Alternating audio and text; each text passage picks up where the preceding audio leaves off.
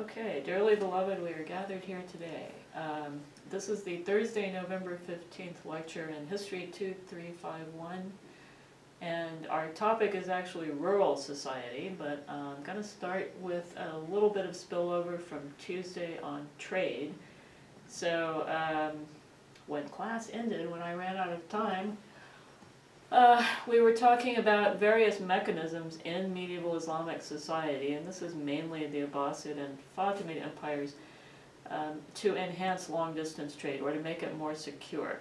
So in addition to consortiums and partnerships, and a consortium is just like a big multiple-person partnership, you have some kind of money substitute mechanisms, like promissory notes and letters of credit.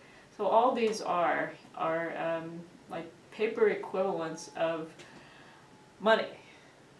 These were monetized economies. They did use coins, but the problem, if you're, for example, shipping from Cairo to southern India, it's a different political entity. It's not under Abbasid rule. There are a bunch of different political entities, in fact.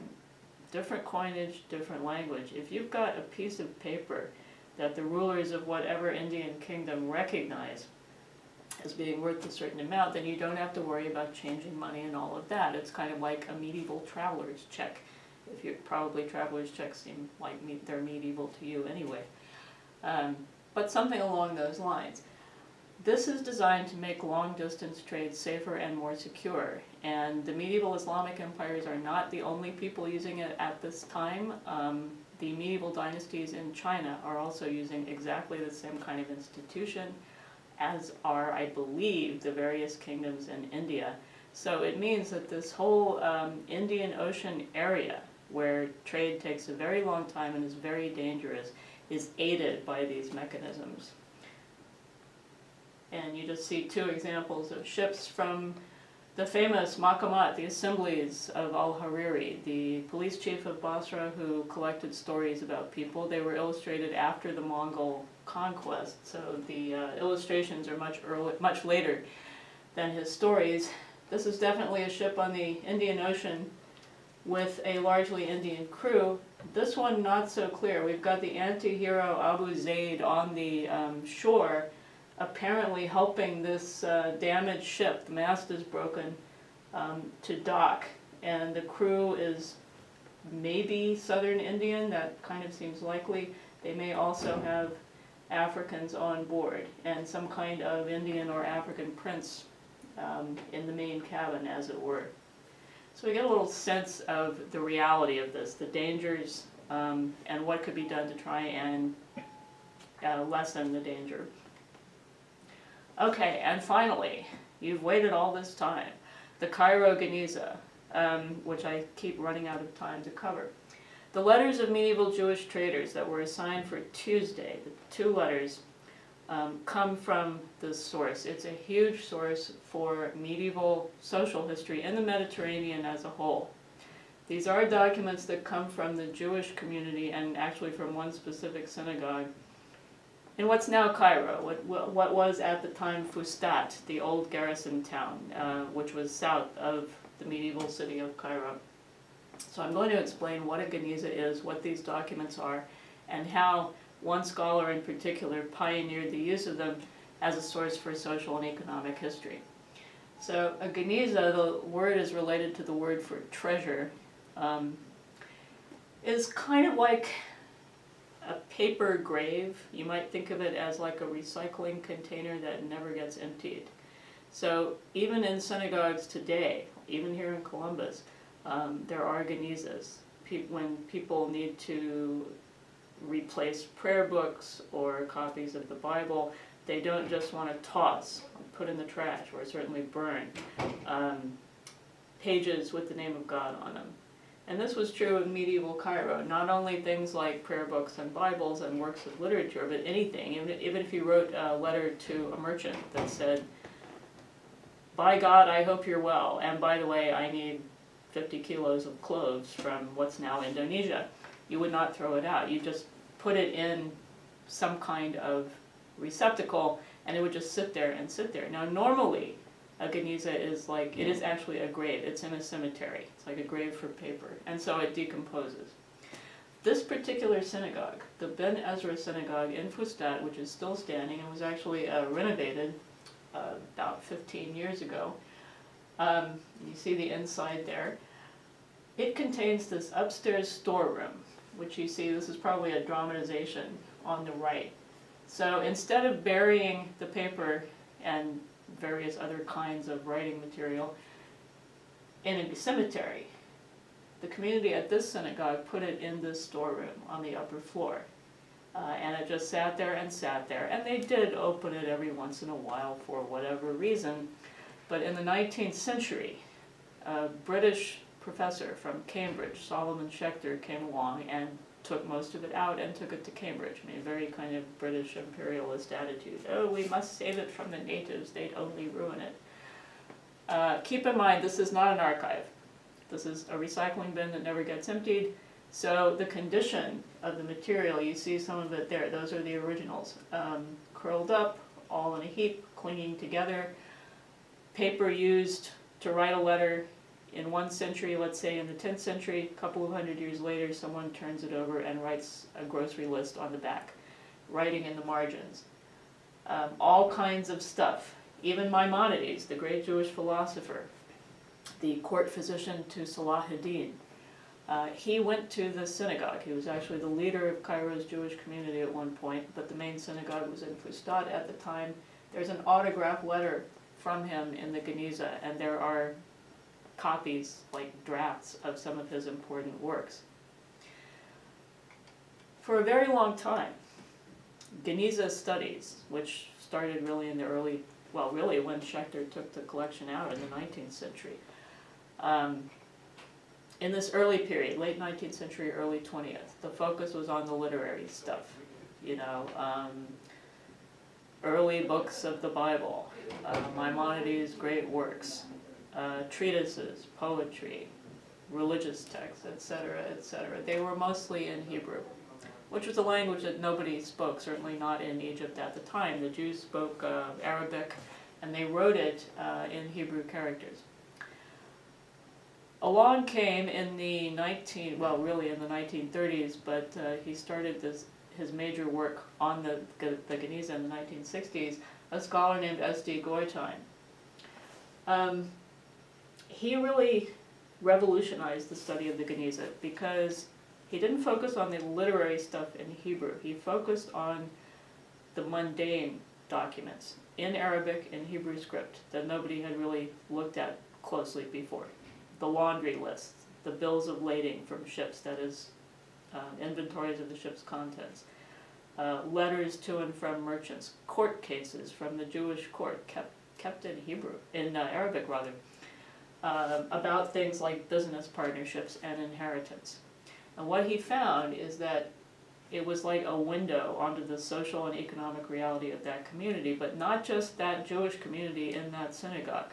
You can extrapolate from that community to all of Egyptian society and really to all of the Mediterranean. And this community they weren't completely isolated and hermetically sealed. They had serious contacts with their Muslim neighbors, Christian neighbors. Many of them were in business partnerships with Muslims and Christians, and this all came out in many of the documents he found. The most amazing thing, I think, about his career is that he published a 5-volume magnum opus called The Mediterranean Society, based on the Genizah documents, and he started it in 1967 when he was already retired. So his legacy would have been assured if he had just stopped before even doing this, but he did 5 volumes post-retirement, and it really revolutionized the field.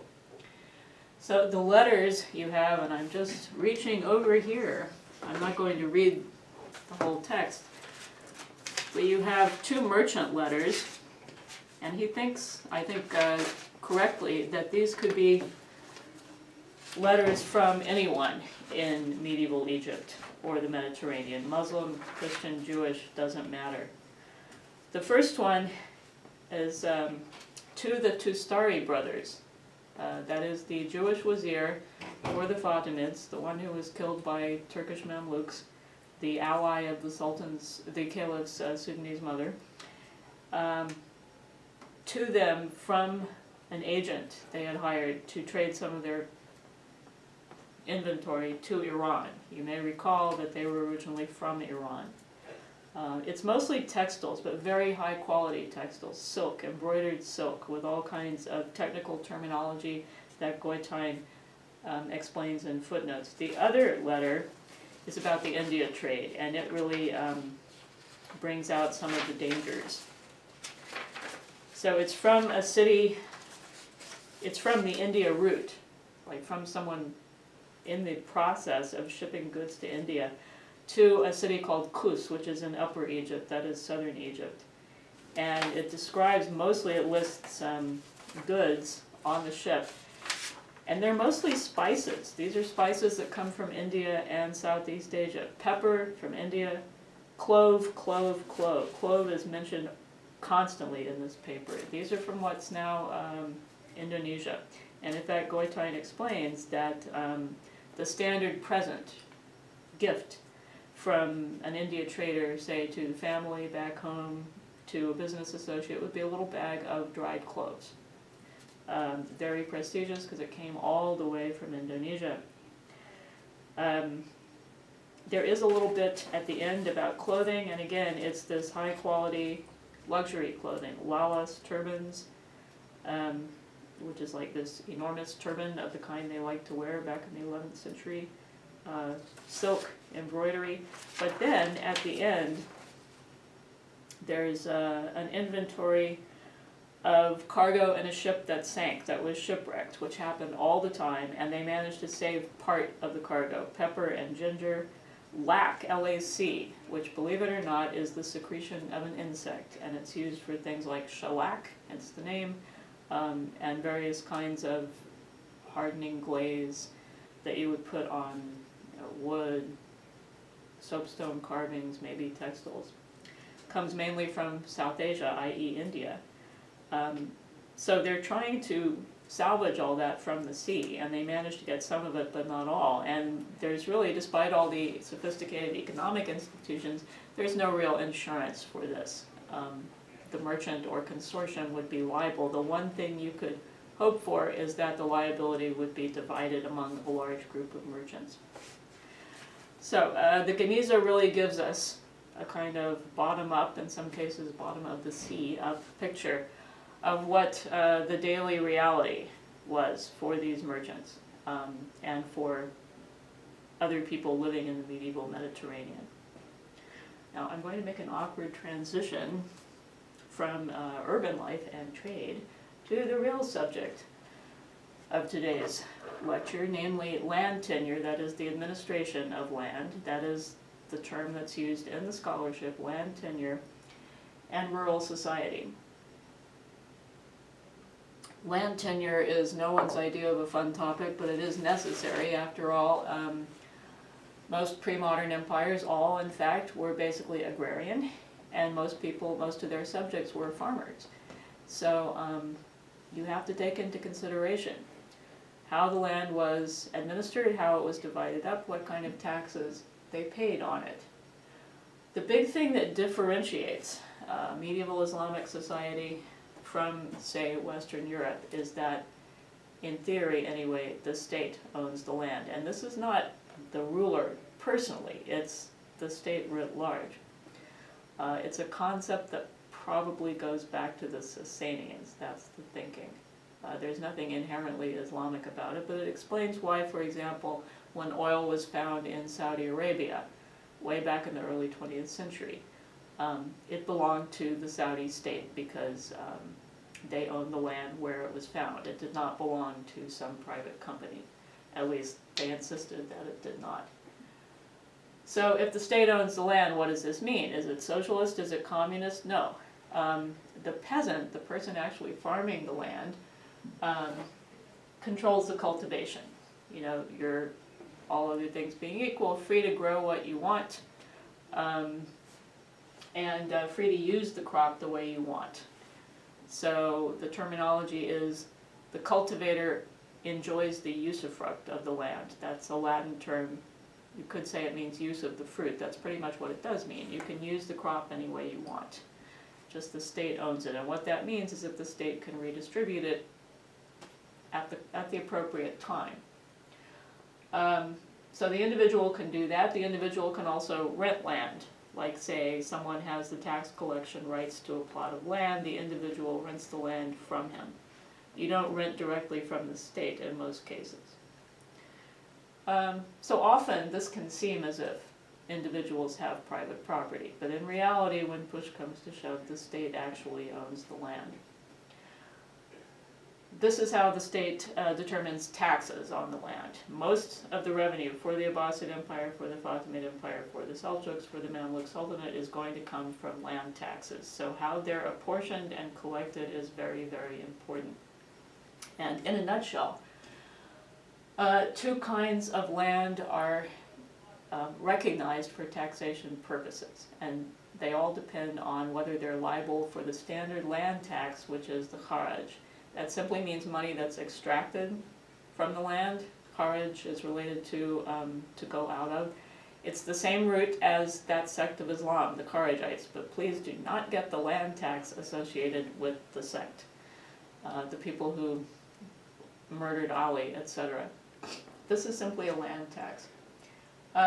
So land that is liable for the Kharaj tax is land that after the Muslims conquered it, way back in the 7th century, continued to be held by the existing landowners, whether they remained Christians, Jews, or Zoroastrians. Usually not Jews, because Jews are really not on the land anymore by this point, with a few exceptions, for reasons that have to do with their internal history. So that it remains in the hands of the non-Muslim or Muslim convert landowners, the conquered population, in other words. So they have to pay the kharaj, which is the land tax, and it's calculated in a certain way by the extent of the land and by the crops produced. There's also a category of non-kharaj land. Again, it depends on its status at the time of this initial conquest. If it were surrendered to the Muslims, in other words, the existing landowners flee, or they give it over to the Muslims and say, we don't want to be peasants under your rule anymore, we're leaving, then Muslims acquire it. That is, the conquerors or their relatives, their associates acquire the control of the land. They don't have to pay the kharaj, since they're not the conquered population. They don't necessarily own the land, however. They do have to pay a lower tax in the form of a 10% tithe. It's known as ushur, which simply means the 10th. So the kharaj is a higher tax. I believe it's roughly a 5th on all goods and profits from the land. So that's going to mean the crops, the money. This was a partially monetized economy, the money that you might make from selling them. If you rent out parts of the land, the rents, etc. And just an example of land working today, people still work the land in the Middle East, though it's not to the extent they used to. This is a Bedouin woman in Iraq. And then lettuce growing in Egypt. You see how important irrigation is. That's a joke. There's an old Broadway play called The Most Happy Fellah, like fellow, F-E-L-L-A. Fellah is Arabic for peasant. There's also this third category of crown land. That is land that the royal family, whether it's the Abbasids, usually the Abbasids actually owns.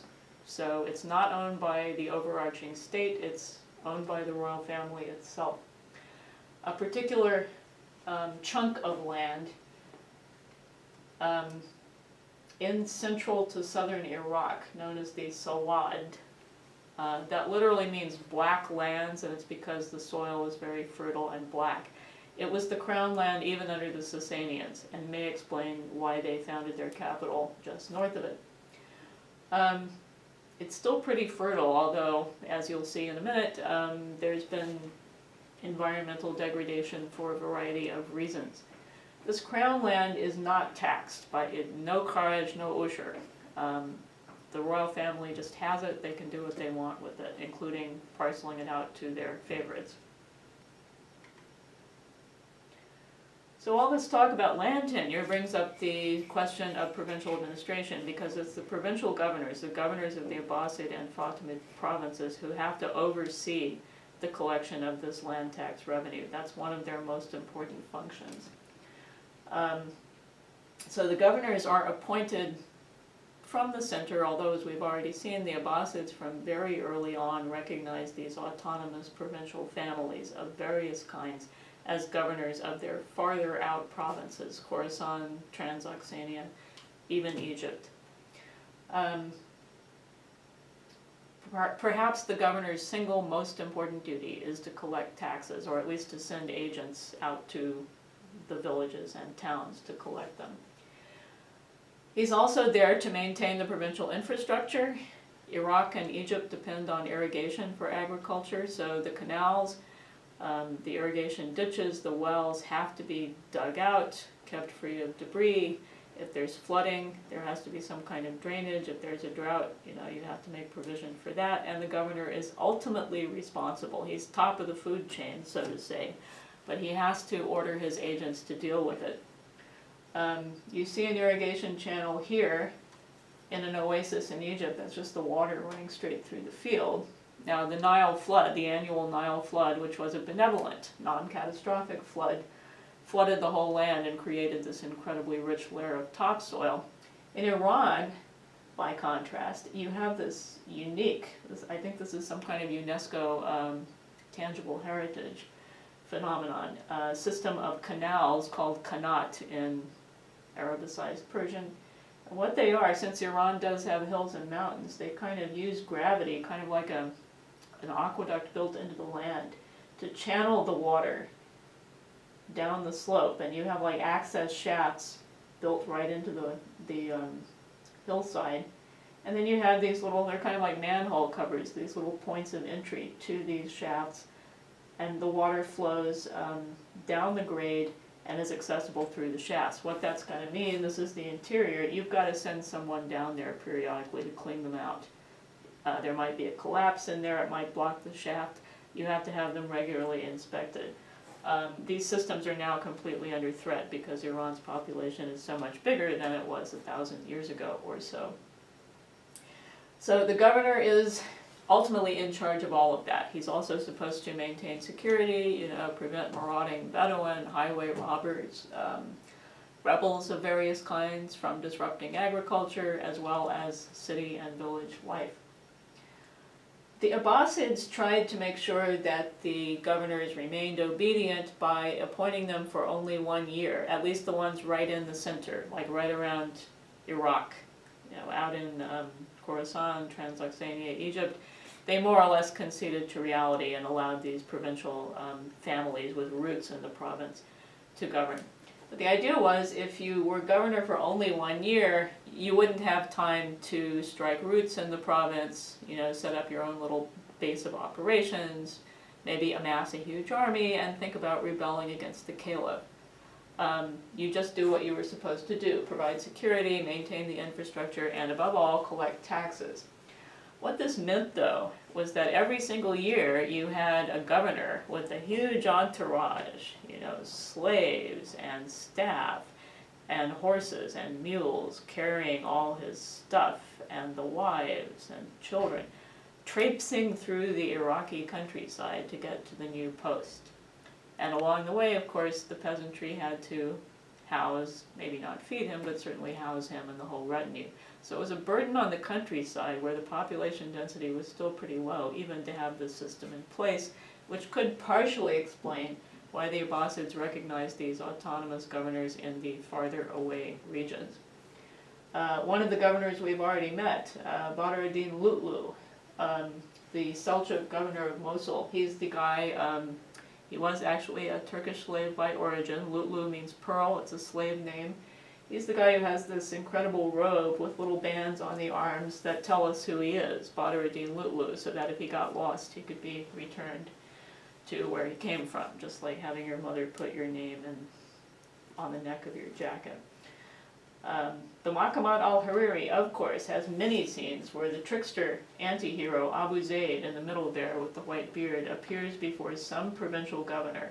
Here it's one in the town of Rahba on the Euphrates in western Syria, and you can see the governor is kind of a military figure. He's got his spear, he's wearing a military headdress, he's sitting on the governor's chair as a ruler would sit on a throne. So he's kind of throwing his weight around. So that's how the governor is put in place. How does he figure out how much to assess and collect in taxes? Ideally, the government, the central government, and then the governors in the provinces are going to carry out surveys. This is very difficult to do, say in the 9th, 10th, 11th century with very limited technology. You're going to try at least to figure out how much land is under cultivation and how much it produces. This kind of survey is called cadastral survey, which it comes from Latin. And recently I knew what it stood for. I believe it's related to the word for row, like cadre, that kind of thing. So it comes from the basic idea of organizing things.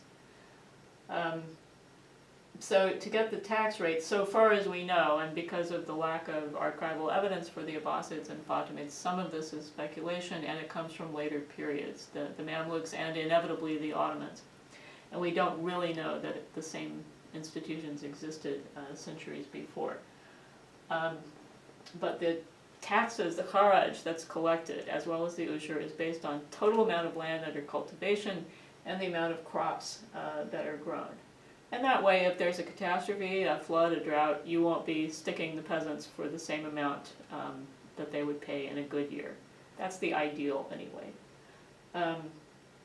There's no way the governor can go to everyone's house and demand the taxes. There's no income tax form or anything like that. Instead, the taxes go up the food chain, up the provincial hierarchy. Every household, like a dwelling with the family, extended family, in the case of wealthier families, it might even include clients who are farming the land and carrying out economic activities for the household head. That's the center, that's the place where the taxes are actually collected and paid. You know, it's not every individual, it's like a household, a unit. Family plus associated clients. And you can see that this is the hierarchy. The household, if it's an agricultural household, it's probably going to be attached to a village, which itself is attached to a market town. Like the villagers take their crops to the market town every so often, once a month, once every few months. So the household head collects the money or the goods in kind, which I'll get to in a second, goes to the village, delivers them over to the village head, who goes to the sub-district, like a large town in a division of the province, and pays them to an agent of the government in that place, who then goes up to a larger district with larger towns, and finally the taxes make their way up to the governor of the province. And of course you have to pay for things all along the way. A lot of this stuff is paid in kind, particularly in this medieval period when you don't have a heavily monetized economy. That does not mean that peasants never used money, they did. But they might actually be paying the kharaj and the ushur in crops, even in livestock. Just a few examples of continuing livestock herding traditions in the region today. Compared to the Ottoman period, though, particularly after the 16th century, this is not a heavily monetized economy. It's not barter, but tax payment, debts, stuff like that, wedding presents are paid in livestock and crops.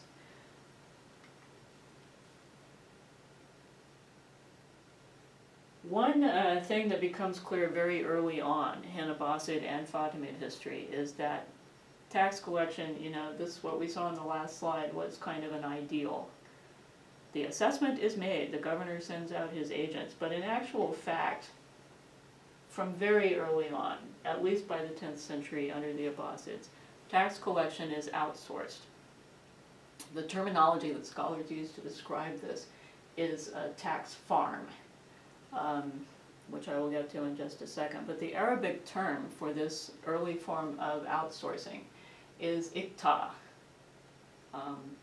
That's a form for verbal noun if you're studying Arabic. It comes from the root qata, which literally means to cut. So you could think of it as land that's cut off from direct tax collection by the central government or the provincial governor, even though technically the state still owns the land. So it's kind of like it isn't just kind of like, the government is literally selling off the right to collect taxes. It's privatizing tax collection. It's kind of hard, it was kind of hard for scholars to piece together how the Iqta operated under the Abbasids and Fatimids. It operated in different ways in the two empires. And because of the lack of archives, you're basing this on chronicles, on advice manuals, things like that. That said, scholars have identified three main kinds of Iqta in the overall Abbasid period, some of which are similar to the Iqta under the Fatimids. The first kind, and this is not very common, is kind of a land reclamation Iqta. In other words, your enterprising cultivator finds a plot of land that is barren. Maybe it's all saline, salt has been mixed in with the soil because of runoff from rivers. It's been used as pasture land, it's desert waste, and he reclaims it. He makes it cultivable again so that crops can be grown. So as a reward for this, he gets like a special reclamation Iqta, and that carries some benefits with it. He gets 3 years tax-free. You know, you develop this land, you ought to be able to cultivate it without having to worry about taxation, since you're it's in a marginal state. It is being reclaimed from this non-agricultural status. So no kharaj or ushur for 3 years, and a lifetime reduction in those taxes. So it really is a reward. It's supposed to encourage people to reclaim more land and get more land under cultivation. Even though the Iqta holder in this situation does not actually own the land, which is why I say holder and not owner, you can treat this as de facto private property, unless there's a crisis. You can pass it down to your heirs, sons, even daughters. And the thing is, the government can intervene, like if, let's say, you rebel, you don't pay the taxes that you are liable for, the government can take it away and assign it to someone else who's a little bit more compliant. Number two is a very widespread form of Iqta, and it is the equivalent of a tax farm, that is outsourcing tax collection. The scholarly terminology is tax farm, but you should not get the idea that this is a farm in the agricultural sense, which can be confusing because this is agricultural land, but it refers to farming out the tax collection rights.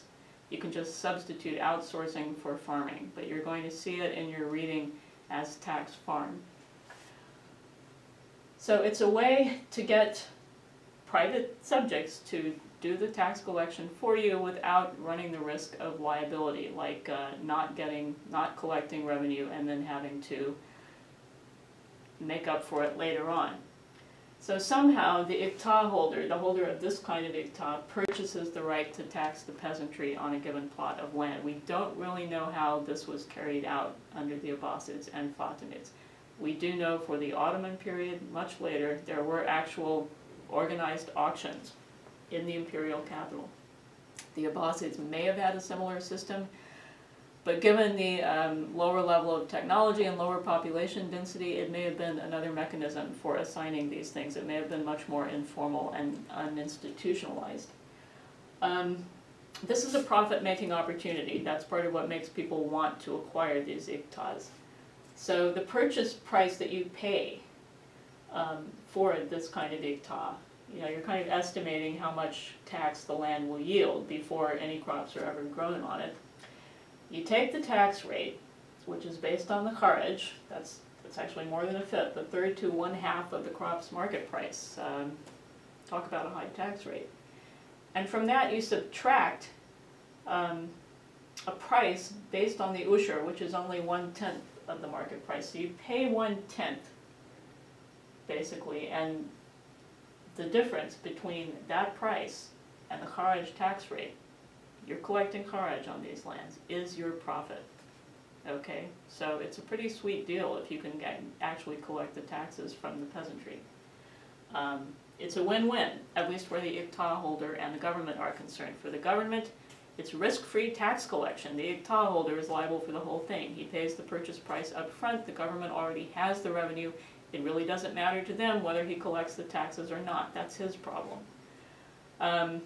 The losers, if there are any, are probably the peasants who grow the crops, because there's at least the potential that the iqta holder will exploit the peasantry. You know, you're trying to make your profit, so you squeeze the peasants for taxes. You take more than you're supposed to so that you can make a higher profit. You neglect the land and the irrigation works, because if you keep them up, you're going to have to spend some of your hard-earned profit doing that. This is so widespread, though, that it seems that that trade-off was acceptable, not only to the Abbasids and Fatimids, but to later empires up to and including the Ottomans. Apparently the exploitation and neglect were not as severe as they might have been, and the governments concerned decided it was an acceptable risk.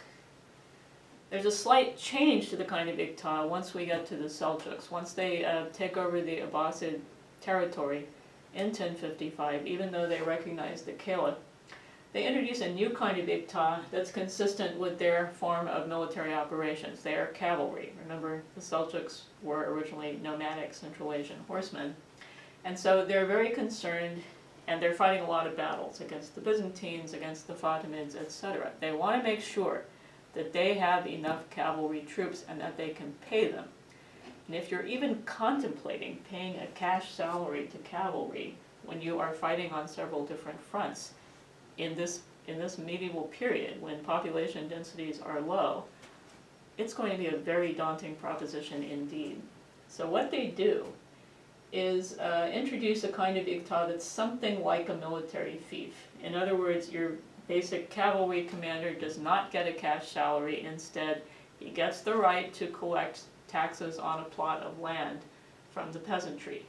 And in addition to collecting taxes, which are often in kind, you know, crops to feed his troops, livestock, the horses, the sheep and goats, he uses the land that he's presiding over, doesn't own it, he simply presides over it, to raise cavalry.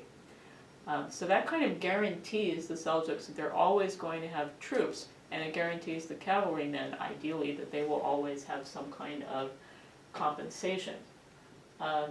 In this scheme of things, the iqta holders, the cavalry commanders, are out there in the countryside. They're living on these, what we might call estates. And it might seem a lot like European feudalism, where you have lords of the manor and serfs, but it is not the same thing. Because through it all, the state still owns the land. The peasants are not slaves, they're not attached to the land. It might seem like they are at times, but they are not. They're kind of like yeoman farmers. And yes, the iqta holders become something like landed gentry, but when push comes to shove, you know, if you die in battle, the state's probably going to reassign your iqta. If you have a son who wants to take it, he'd have to apply to the state. If you abuse this power, if you don't show up for the wars, or don't pull your weight, the state can reassign your iqta and exile you or jail you or something like that. So there's a mechanism of government control, at least in theory, built into this whole system and to the other iqtas as well.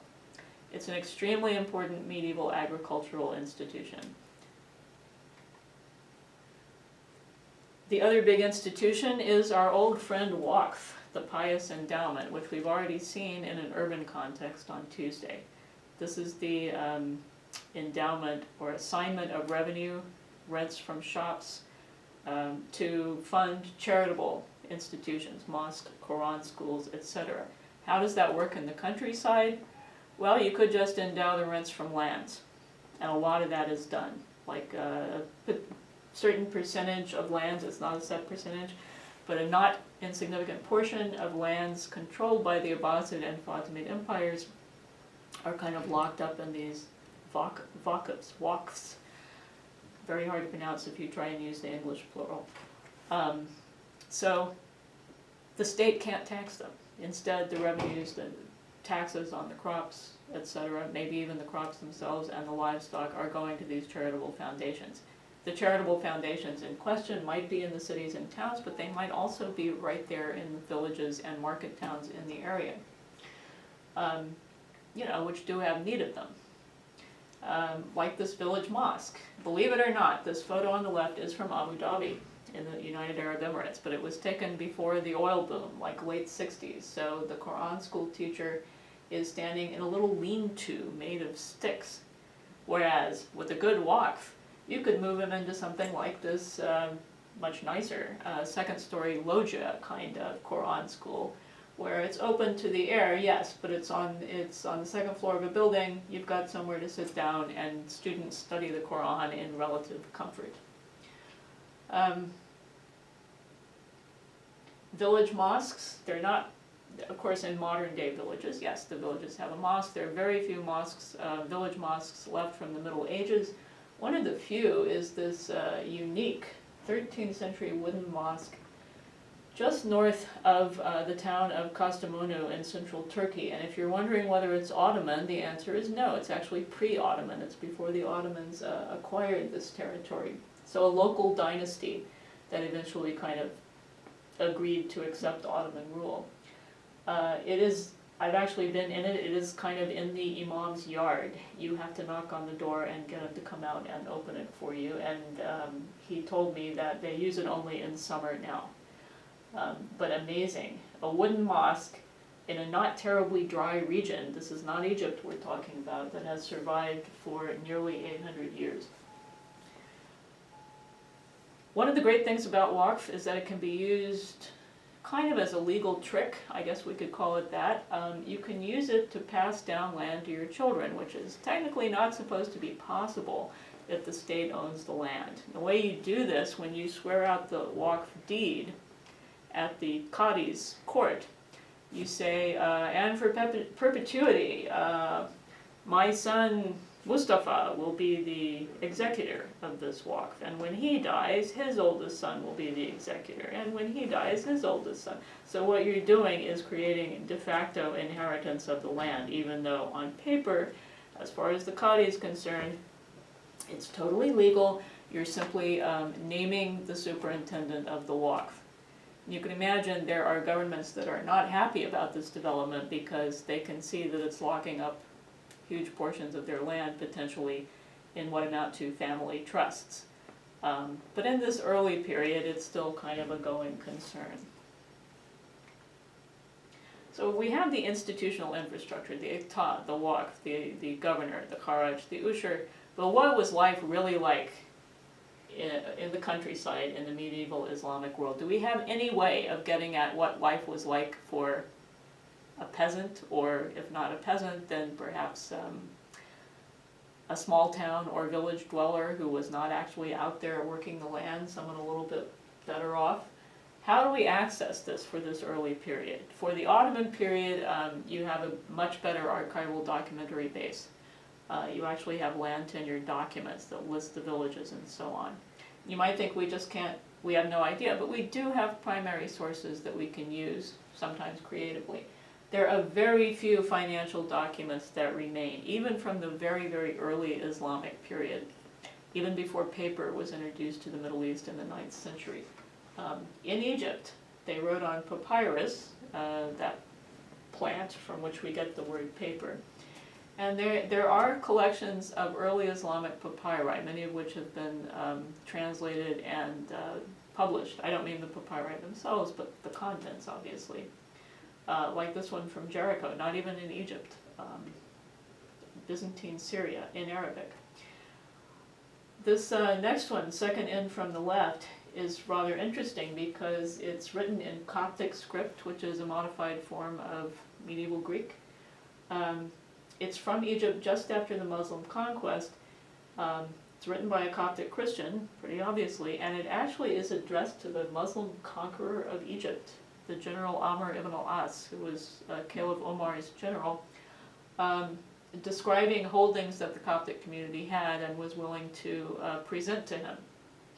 So that kind of thing, it's invaluable because it's so early when we have really almost no idea of what was going on at the provincial level right after the conquest.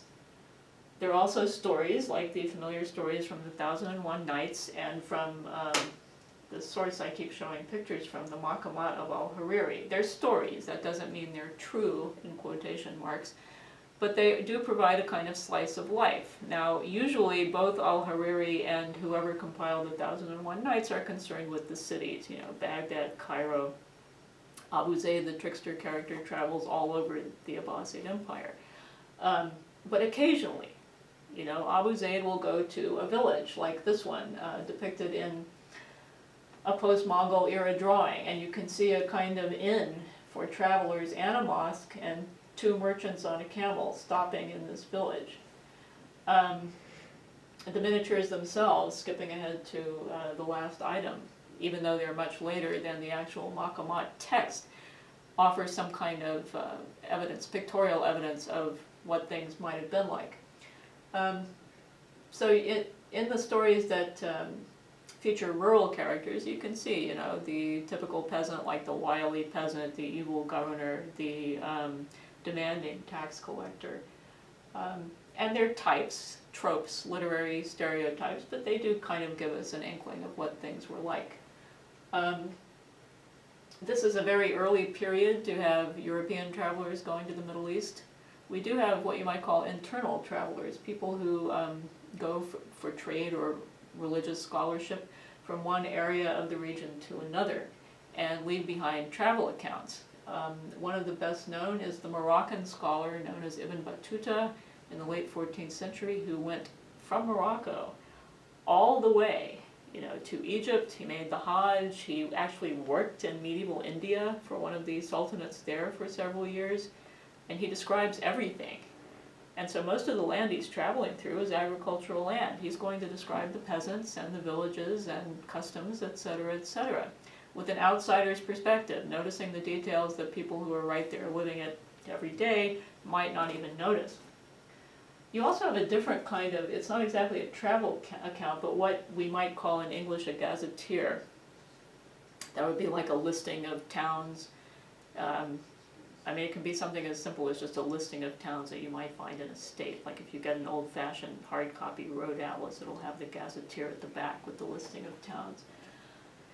They are a kind of genre of literature in the medieval Islamic world, where certain authors they're often traveling to some place, like say Egypt, and they just list the countries. It'll just be in the text that was printed much later, it'll just be on the same line.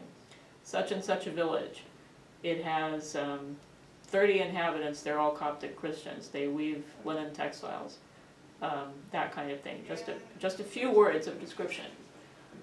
This doesn't really tell us what life was like. It doesn't give us the romance and intrigue of the 1001 Nights or the Maqamat, but it does give us some brass tacks, so to say, of economic production, demographic makeup, etc. The Waqf, these Waqf deeds. There are some from the pre-modern period. Not all that many, but some, especially from the Mamluk Sultanate, but a few even from the Fatimid era. And you might think, well, what good is a Waqf document? As I said Tuesday, they give an extraordinary amount of detail about where things are located because it's a legal document. So like the mosque is bordered on the east by somebody's house, and it's bordered on the west by a meadow, and it's bordered on the north by the Nile. This really gives you can locate specific properties that are no longer extant that way. You can tell what kinds of economic activities were being performed in a certain locality. You can also tell something about the material culture, what kinds of things.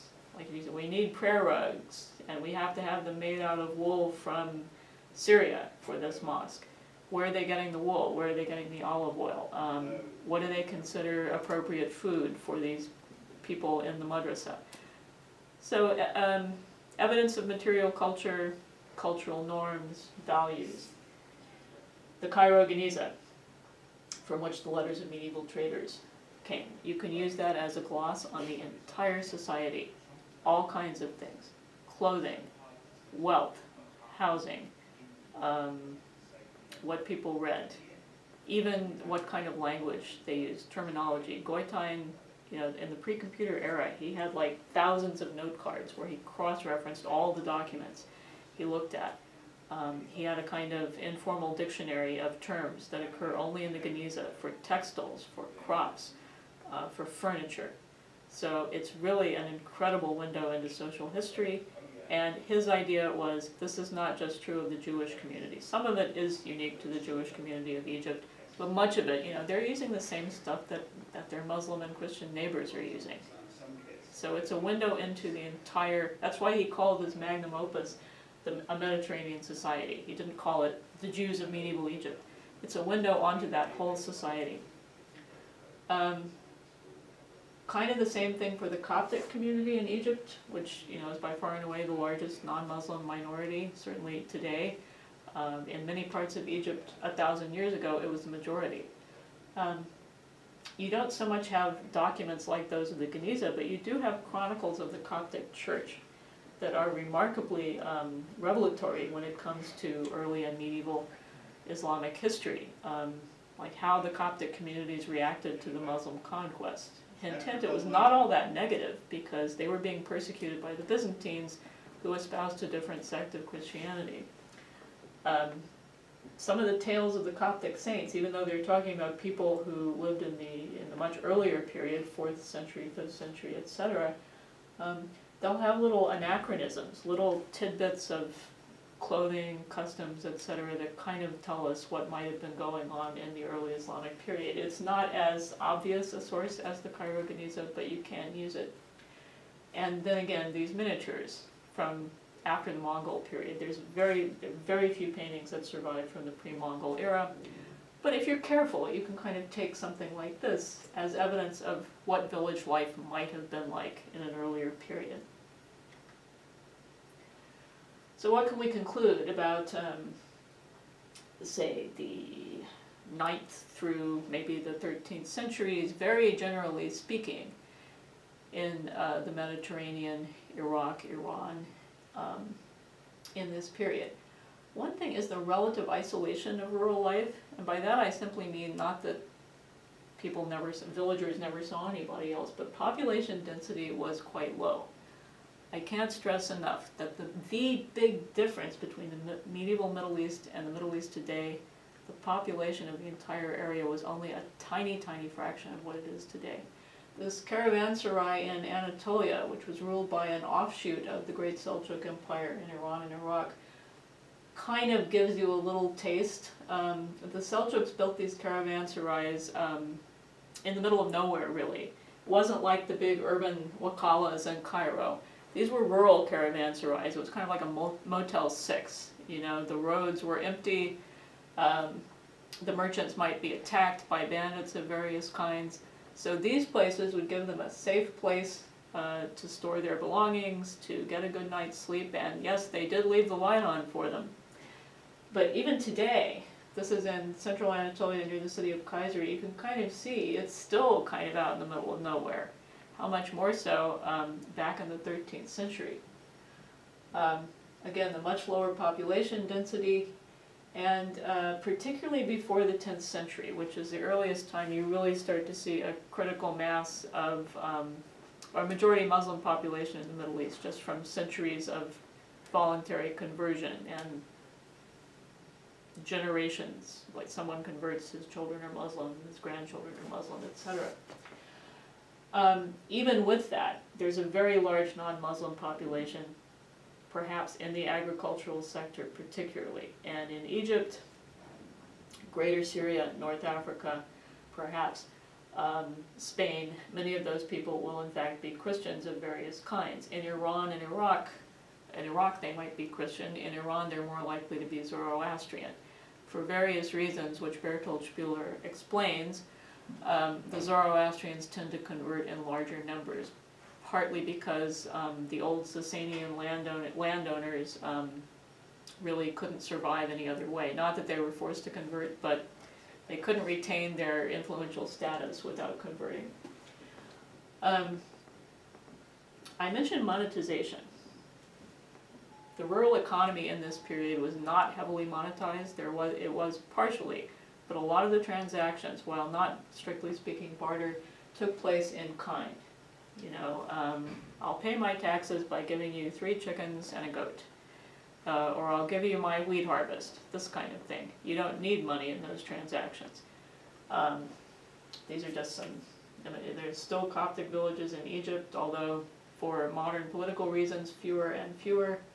This is a tourist attraction actually in Haran. That's the Haran, the one that Abraham, the biblical and Quranic patriarch, is supposed to have left to come to Canaan. These are peasant houses, the famous beehive houses.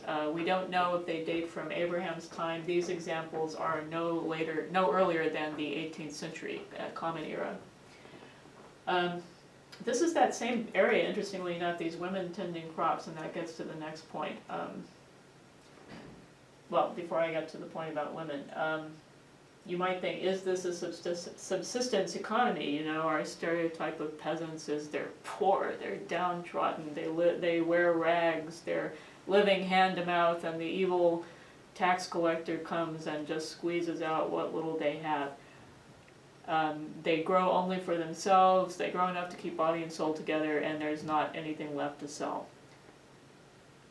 What I said is an exaggeration of what was probably the case in this society by and large, except in times of environmental and climatic catastrophe or war. But yes, you did, there were villages where it was essentially subsistence. You grew enough for your family, maybe you sold a little bit of the surplus in market towns like this one, at the famous Siwa oasis, visited by Alexander the Great in western Egypt. On the other hand, you also had, the peasants were not dumb. They had agency here.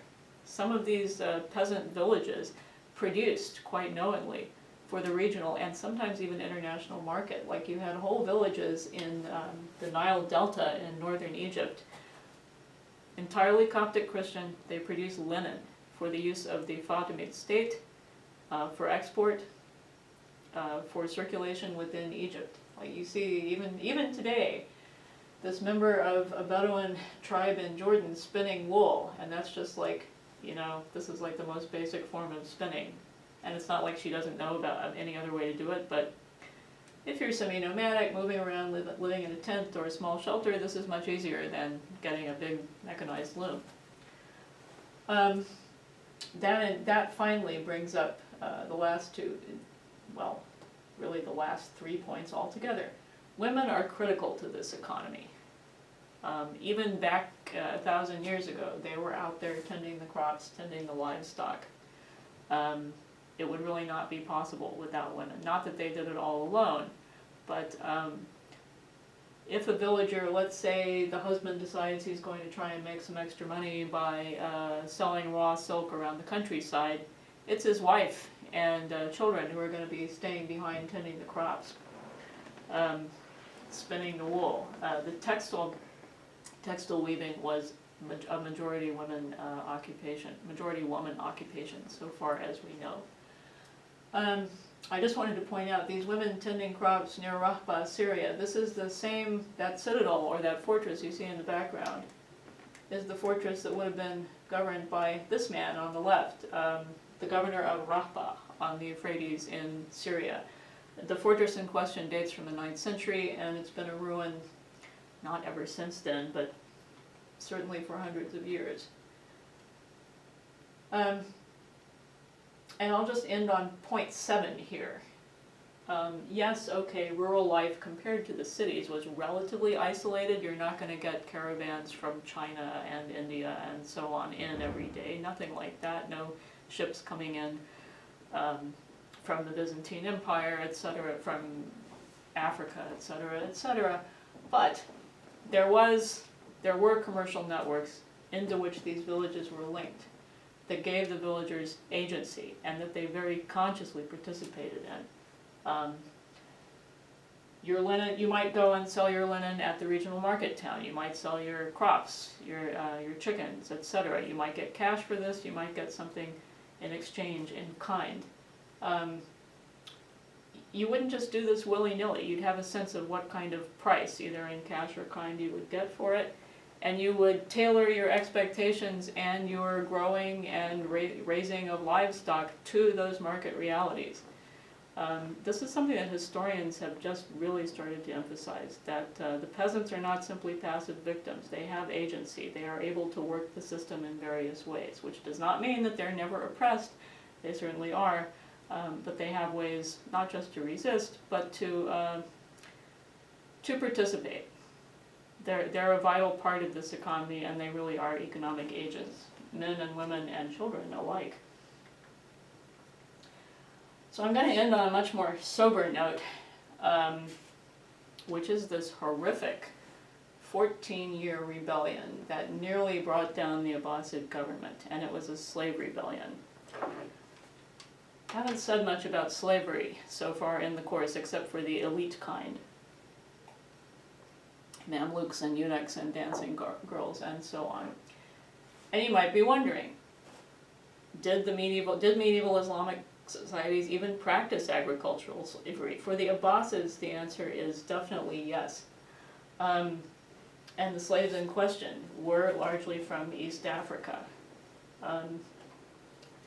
In particular, they weren't present throughout the Abbasid agricultural economy, but in one region in particular, the swamps of southern Iraq, which I wish this pointer worked on this screen, the sort of pale green area toward the south of Iraq, north of Basra. And you might be saying, gee, isn't that where the Crown land was?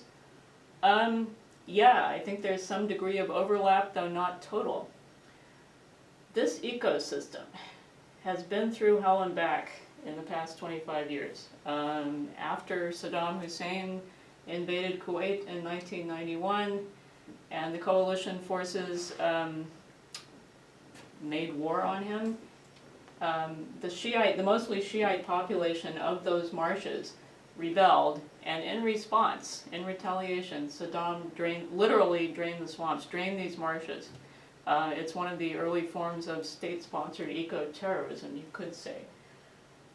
Since Saddam has been deposed, and given the realities of violence and uncertainty in Iraq, but the marshes have kind of sort of come back. The sort of high point of this was about 2010, 2011. Now they're starting to suffer from climate change. To put it bluntly, the Tigris down there is drying up. Most of the water for these marshes comes from the Euphrates for now. There was at least a very distinctive form of society in these marshy areas. There's a population known as Marsh Arabs, again majority Shiite, and this is the way they live or lived. These are, at least the one on the left is a pretty recent photo. These buildings, these are made of reeds that grow in the marsh, and these are where they live, on these little kind of mini islands in the marshes. Your tribal sheikhs would have these enormous reception halls like these. I don't think there are very many of these left now, entirely made of these swamp reeds. And this is the kind of thing that's happening because of the drying up of the Tigris in various places, because of dams up in Turkey where the headwaters are, and just because of global warming and environmental extremes. So this used to be the marsh. Now it's a dry, cracked land. Okay, so back to the Abbasids. This picture from the Maqamat of al-Hariri of the slave market, which I have shown before, certainly tells us that African slaves were sold on the market, as here, and al-Hariri's much later illustrator does not try to sugarcoat this. These are, semi-clothed East African slaves, the merchants up on top, and even a woman and her son who've come to check them out. So they did employ them in these marshes, and what they were doing there was panning salt. It's a salt marsh. Don't be fooled by this woman's, this non-slave Iraqi woman's smile. This is really, it can be at least potentially brutal, back-breaking work. And if you look behind her, you can see this woman hunched over. You're essentially dredging the salt. And I'm not a salt panning expert, but that's why they call it panning. You take a pan or something like a squeegee and just kind of keep raking and raking and raking until you pile it up. And then you can sell it, because in a pre-refrigeration age, everybody needed salt for preserving meat, even for medical purposes. Like even today, if you have inflamed gums, your dentist might recommend that you rinse with salt water. when a baby was born. When the umbilical cord was cut, they would rub salt and olive oil on the navel, which kind of helps to, it's not a big wound, but salt makes it kind of pucker up and heal, and the oil smooths out the skin. So that's what these East African slaves were doing. What the Abbasids called these slaves was Zanj, probably related to Zanzibar, region in East Africa. It's not really the world's most complimentary term even today. I mean, it's not the N-word, not anywhere close, but it's kind of, you know, you'd want to use something more polite probably. But that's what the chronicles call them. And what people exactly it refers to, kind of hard to tell for the Abbasids. Some people have said these were Bantu-speaking people, so in other words, not from just south of Abbasid territory, not from Ethiopia and Somalia, but from farther south.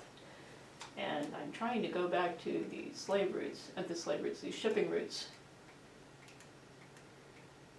Okay, that's not going to work. Well, check out Tuesday's lecture for the map. They would have been brought in by ship, possibly by overland caravan, but for slaves from the farther south in Africa, like what are now Tanzania, Kenya, that area, it's almost going to have to be by ship.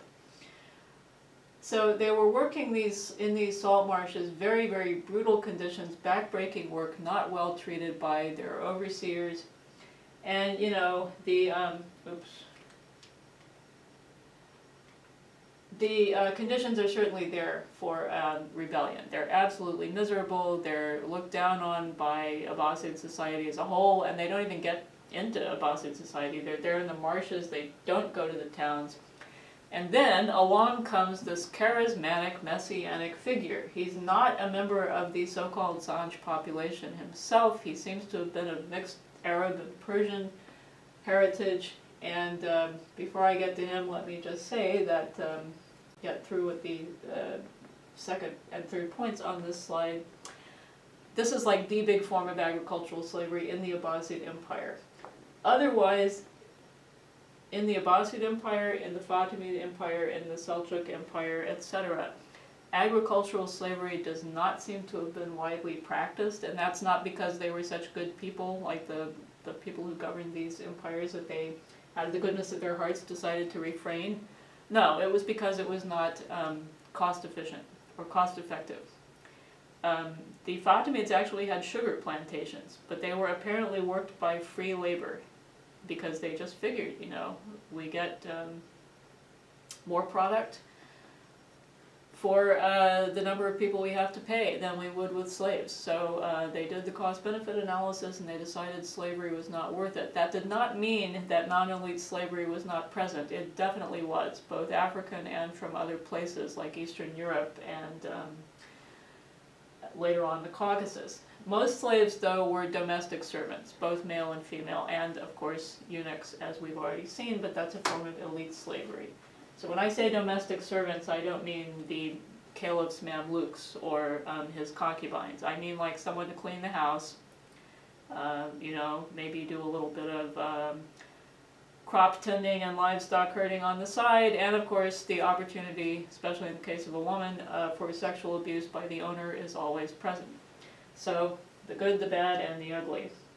To get back to the East Africans laboring, toiling in the salt marshes, the conditions are certainly there for rebellion when along comes this still very mysterious figure known as Ali ibn Muhammad.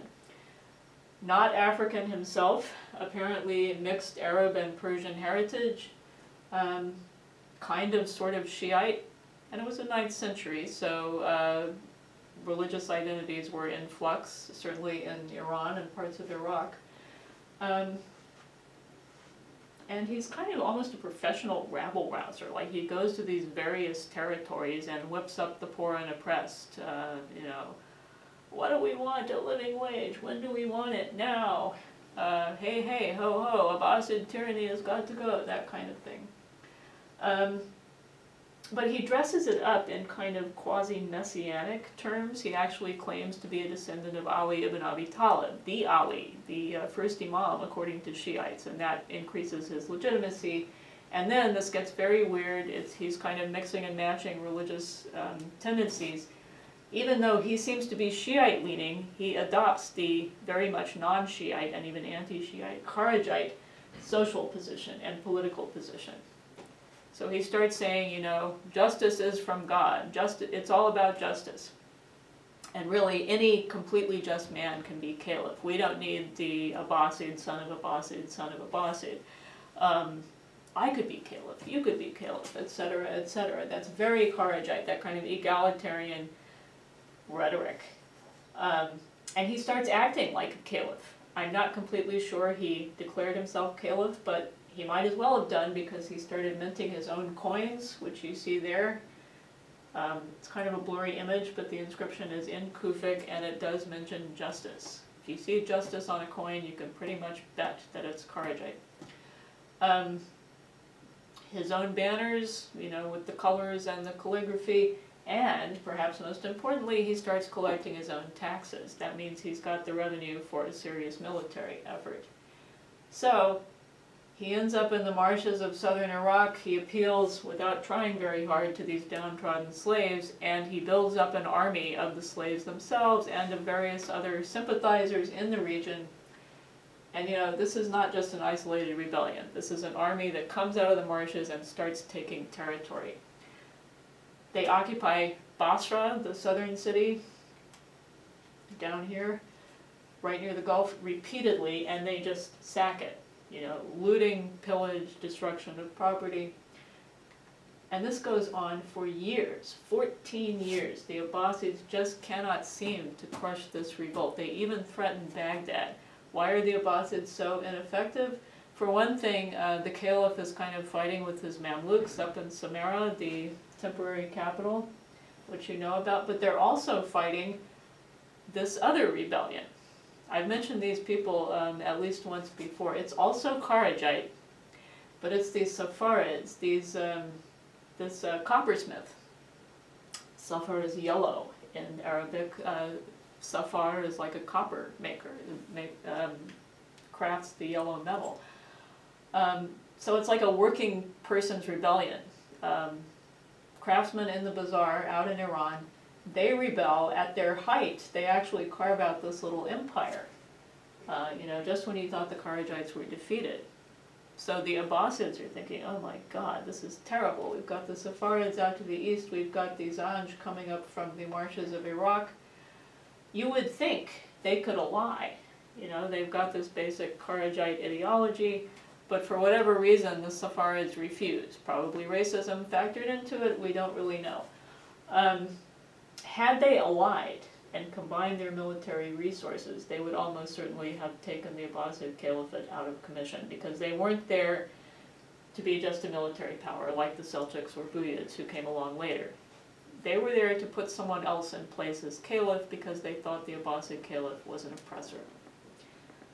Finally, though, the caliph's brother, you know, the chronicles are all full of the reigning caliph was so weak, absolutely governed by his Mamluks, he made his brother a general, and the crown prince helped him. And so those two, the caliph's brother and his heir apparent, they're the people who really crushed this rebellion. The brother goes into the marshes. The Zanj have this little settlement, a little town in the marshes. He besieges it for 2 years. I mean, you just can't imagine how desperate, bloody, destructive, violent this fighting was. By some estimates, hundreds of thousands of people were killed, and remember, this is when the largest town in the whole area was under 200,000. So here, that's probably exaggerated, but huge numbers of people over the course of 14 years. So finally, this final push does the trick. The Zanj are defeated, they surrender, and Ali ibn Muhammad is not found. He's probably killed in the fighting. I'm not aware that anyone thinks he has gone into occultation and will return at the end of time, but there were probably some who did. But anyway, this puts an end to this rebellion, but it it really tells you that the Abbasid Empire had some serious weaknesses at this point. This is only about 30 years after Al-Ma'mun's death. And you could say, I suppose you could say, we'll never know, if the Buyids and the Seljuks had not come along in later decades, perhaps some other rebellion would have sprung up that really would have caused the caliphate to collapse. As it was, it lasted until 1258. But this rebellion kind of tells you some of the downsides of agricultural productivity in Iraq.